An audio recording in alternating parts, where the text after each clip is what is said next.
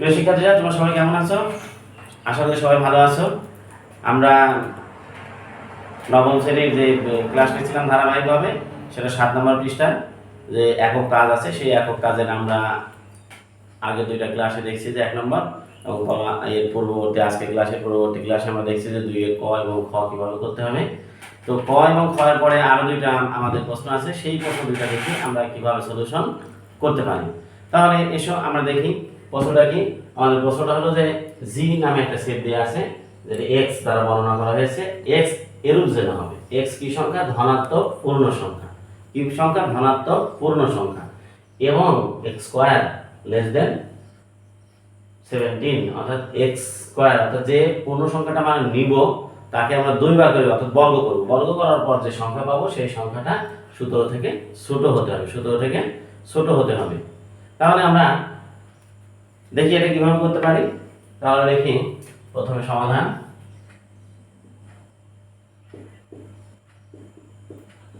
আমরা জানি ধনাত্মক পূর্ণ সংখ্যা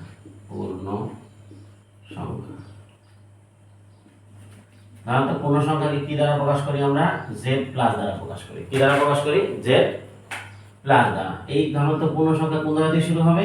1 2 3 4 5 এরকম ভাবে চলে যাবে ধনাত্মক পূর্ণ সংখ্যা সেট জেড সমান জেড প্লাস দ্বারা।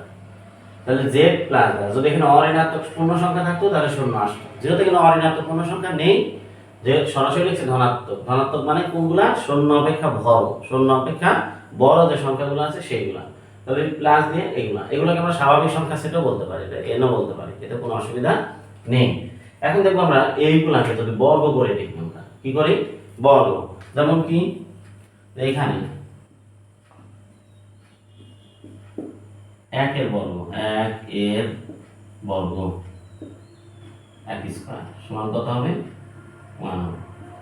2 এর বর্গ সমান 4, 3 এর বর্গ 3 স্কয়ার সমান 9, 4 এর বর্গ 4 স্কয়ার সমান 16, 5 এর বর্গ 5 স্কয়ার সমান 25। এরকম ভাবে আরো অনেক আছে, এই যে আরো অনেক আছে। তাহলে আমরা দেখি এখানে শর্ত দেওয়া আছে আমাদের কত থেকে ছোট? 17 থেকে ছোট। তাহলে 1 17 থেকে ছোট, 4 ছোট, 9 ছোট, 16 ছোট, কিন্তু 25 ছোট না। তাহলে এরপরে যতগুলো আসবে তারা সবাই কার থেকে বড় হয়ে যাবে? 17 থেকে বড় হয়ে যাবে। তাহলে আমরা লিখতে পারি যে নির্ণেয়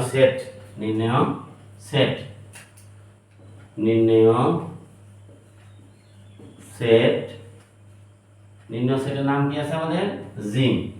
তাহলে জি সমান আমরা কি কি লিখব? 1 এখান থেকে 1 2 3 4 এই যে 16 পর্যন্ত। তাহলে এই সেটটা হবে 1 2 3 4, 1 2 3 4। এরপর দেখি আমরা বর্গ 2 এর ঘ নম্বর কিভাবে করতে হবে সেটা আমরা দেখি। এখানে দেখো প্রশ্নটা আমাদের কি? প্রশ্নটা এইটাকে h দ্বারা চিহ্নিত করছে, এই সেটটাকে h দ্বারা চিহ্নিত করছে এবং বলছে x এরূপ যেন হবে x square plus 3x plus 2 সমান কি হবে? 0 হবে। এখানে আর কোনো অপশন দেয়া নেই। তাহলে এই অংশটুকু নিয়ে আমরা শুধু এই অংশটুকু নিয়ে আগে কাজ করতে হবে, এখান থেকে এইটুকু নিয়ে। তাহলে এখান থেকে এইটুকু নিতে গেলে আমরা কি করব? দেখি এখান থেকে এখানে কিভাবে করব। আমরা এখানে x square plus 3x plus 2 সমান 0। এখন আমরা একটু রাফ দেখে নেব, এইটুকু আমরা রাফ করব। তোমরা অবশ্যই অঙ্কের ভিতরে করবে না, এটা আলাদা জায়গায় রাফ করবো আমরা। এই রাফটা কি করব?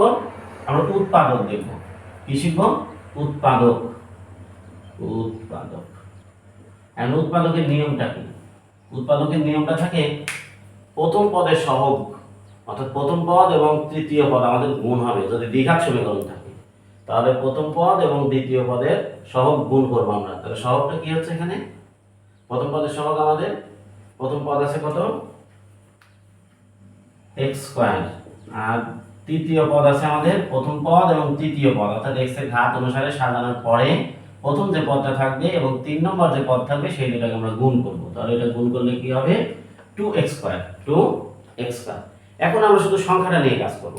কি নিয়ে কাজ করব? শুধু সংখ্যা, এই যে এই সংখ্যাটা নিয়ে শুধু কাজ করব। এই সংখ্যাটা নিয়ে যদি কাজ করি 2, এই 2 এর এখন গুণনীয়ক তৈরি করব। আমরা খ নম্বর করতে গিয়ে দেখছি গুণনীয়ক কিভাবে তৈরি করতে হয়। তাহলে 2 তো 2 সমান কি হয় 1 গুণ 2, আর তো কোনো অপশন নেই, আর কোনো অপশন নেই। এখান থেকে আমরা কি দেখতে পাবো? এখান থেকে আমরা এইভাবে একটু জিনিসটা লক্ষ্য করব। এখানে যে দুইটা গুণনীয়ক আমরা পেয়েছি, এই গুণনীয়ক দুইটা আবার যোগ করব, অর্থাৎ 2 এবং 1 যোগ করব। 2 এবং 1 যদি যোগ করি তাহলে কত হচ্ছে যোগফলটা? 2 এবং 1 যোগ করলে যোগফল হবে আমাদের 3। আর একবার কি করব আমরা? এই দুইটা আমাদের বিয়োগ করব। বিয়োগ কোনটা থেকে করব? বিয়োগ অবশ্যই বড়টা থেকে ছোটটা বিয়োগ করব। তাহলে বড় কোনটা? 2 থেকে যদি আমরা 1 বিয়োগ করি তাহলে কত হচ্ছে? 1 হচ্ছে। এখন আমরা এখানে কত পেলাম? 3 এবং 1।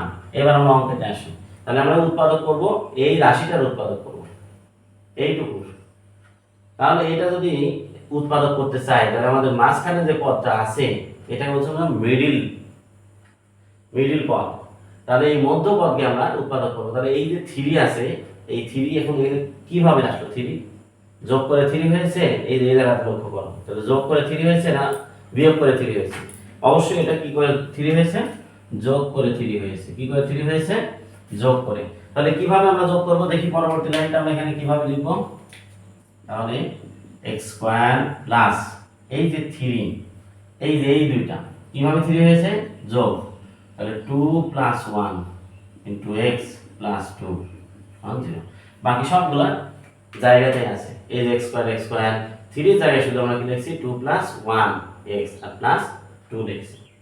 তাহলে এই যে মধ্যের পদটা আমরা ভেঙে ফেলেছি, কিন্তু আপাতত দৃষ্টি দেখে মনে হচ্ছে আমরা মধ্যের পদটা ভাঙছি।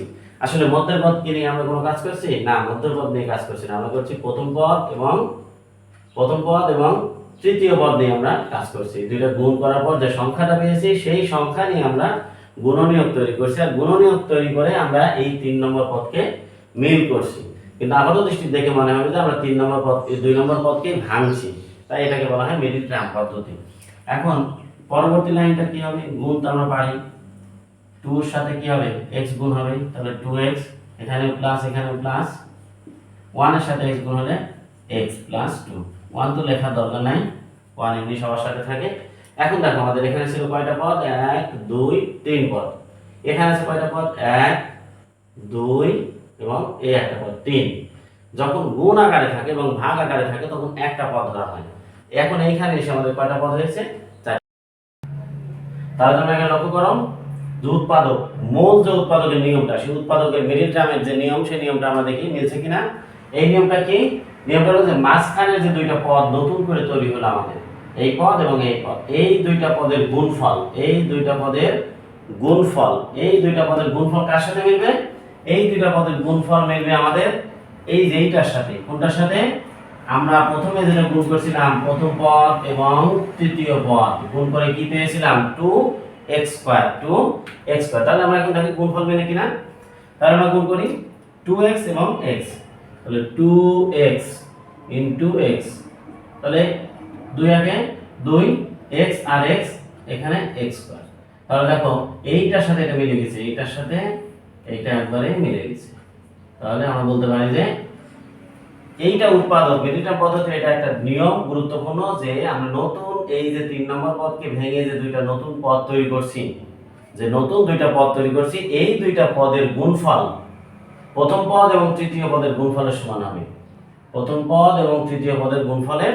সমান হবে। এবং এই দুইটা যদি আমরা যোগ করি তাহলে আমাদের এই পদটা মিলবে। এই দুইটা যদি আমরা যোগ করি, সেটা প্লাস থাকুক মাইনাস থাকুক যাই থাকুক, অর্থাৎ আমরা বলতে পারি এই দুইটা যদি সরল করি তাহলে অবশ্যই আমাদের এই পদটা মিলে যাবে। তাহলে এইটাই হলো উৎপাদকের মিডিল টার্ম পদ্ধতির উৎপাদকের পদ্ধতি থাকে। এখন দেখো আমাদের এখানে ছিল কয়টা পদ? 1 2 3 পদ। এখানে আছে কয়টা পদ? 1 2 এবং এই একটা পদ 3। যখন গুণ আকারে থাকে এবং ভাগ আকারে থাকে তখন একটা পদ ধরা হয়। এখন এইখানে এসে আমাদের কয়টা পদ হয়েছে? 4টা পদ। তাহলে লক্ষ্য করো এই জায়গাতে তোমরা সবাই, এই 4টা পদের মধ্যে প্রথম দুইটা পদের মধ্যে কি কি মিল আছে? আমরা কি কি দেখতে পাচ্ছি? x স্কয়ার, এই যে x স্কয়ার এইটা অর্থ কি, এর ভিতরে x ইনটু x, অর্থাৎ x কয়টা আছে এখানে, দুইটা আছে, এখানে x কয়টা আছে, একটা আছে। তাহলে এখান থেকে যদি আমরা একটা x কমন নিয়ে নিই, আমরা কমন নিয়ে নিই, তাহলে x যদি কমন নিই এইভাবে লিখলাম। তাহলে x দুইটা থেকে একটা যদি নিয়ে নিই, এই কমন নিয়ে বলা হয় ভাগ করা, অর্থাৎ x স্কয়ারে আমরা x দ্বারা ভাগ, তাহলে x x কাটলে কি থাকবে এখানে, x থাকবে, এই x টা এখানে লিখব, প্লাস আছে প্লাস দিলাম। এরপর এইটার ভিতরে আমরা কি কমন নেব, x, তাহলে আবার 2x, এইটাকে আমরা আবার x দিয়ে ভাগ করব, কি কমন নিচ্ছি, x, তাহলে x x আমরা যদি কেটে দিই তাহলে থাকবে 2, এই 2টা এখানে লিখব। তাহলে এই দুইটার পদ থেকে আমরা এই দুইটা পেলাম। এর পরবর্তী চিহ্ন কি আছে, চিহ্নটা অবশ্যই আমরা দেব, যা থাকবে তাই দেব, প্লাস থাকলে প্লাস, মাইনাস থাকলে মাইনাস। এখন এই দুইটার ভিতরে কোনো মিল নাই, এখানে x এবং এখানে 2, কিন্তু আমরা জানি যে 1 সবারই গুণনীয়, তাহলে 1 এখানেও একটা 1 আছে, এখানেও একটা 1 আছে, এবং 1 দিয়ে গুণ করলে মানে কোনো পরিবর্তন হয় না। তাহলে আমরা এবার 1 কমন নেব, 1 যদি নেই তাহলে 1 দিয়ে x কে ভাগ করলে তো x হবে, 1 দিয়ে যদি 2 কে ভাগ করি তাহলে 2 হবে, সমান 0। এখন আমরা দেখি এই যে দুইটা পদ, এখন আমাদের কয়টা পদ ছিল, চারটা পদ ছিল এখানে, 1 2 3 4, এখানে কয় পদ হয়েছে আমাদের, এইটুকু একটা পদ এবং এইটুকু আরেকটা পদ, তাহলে কয়টা পদ হলো আমাদের এখন, দুইটা পদ। এই দুই পদের ভিতর কি কি মিল আছে সেটা আমরা কমন নেব, মানে ভাগ করব। তাহলে x 2 নিলাম, আবার নেব, তাহলে এখানে কি থাকবে, x থাকবে, আর এখানে প্লাস 1 থাকবে, সমান 0 হবে। এখন দেখি আমরা এই যে একটা রাশি, এইটা একটা রাশি, সমান এদের গুণফল সমান কি, 0। তাহলে আমরা জানি যে 2 এর অধিক রাশির গুণফল যদি 0 হয় তাহলে প্রত্যেকটা রাশি সমান কি হবে, আলাদা আলাদা ভাবে 0 হবে। তাহলে আমরা এখানে লিখতে পারবো, কি লিখতে পারবো, আমরা লিখব হয় x 2 সমান 0, অথবা x 1 সমান 0। এই জায়গাতে যদি আমরা x টা জায়গায় রেখে এটাকে পক্ষান্তর করি, +2 আছে, ডান দিকে গেলে হবে -2, এখানে প্লাস x আছে, ডান দিকে গেলে কি হবে, -1 হবে। তাহলে এই x এর দুইটা আমরা মান পেয়ে গেছি, একটা হলো -2, একটি -1। এই মানগুলো আমরা এখন এই সেটের সদস্য হবে। তাহলে কিভাবে সদস্য হবে, এখন আমরা এখানে লিখব যে নির্ণেয় সেট, নির্ণেয় সেট H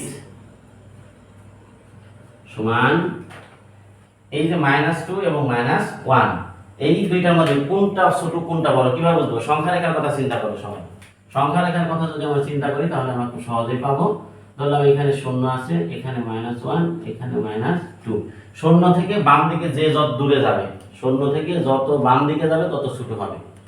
অথবা সংখ্যা রেখায় দুইটা সংখ্যা বসানোর পরে যে সংখ্যাটা হাতের ডান দিকে থাকবে সেই সংখ্যাটা বড় থাকবে, আর যে সংখ্যাটা হাতের বাম দিকে থাকবে আমাদের সেটা ছোট থাকবে। এখন এই দুইটা সংখ্যার মধ্যে কোন সংখ্যাটা হাতের ডান দিকে আছে, -1 ডান দিকে এবং -2 বাম দিকে আছে, তাহলে এইটা হবে আমাদের ছোট সংখ্যা আর এইটা হবে আমাদের বড় সংখ্যা। তাহলে -2 -1। তো তোমরা এই রাপের অংশটা ভালো করে দেখবে, প্লাস এই উৎপাদকটাও খুব ভালো করে শিখবে তোমরা। তো সবাইকে ধন্যবাদ, সবাই ভালো থেকো। এই ক্লাসটা তোমরা আরো কোথায় পাবে, ইউটিউবে পাবে, ইউটিউব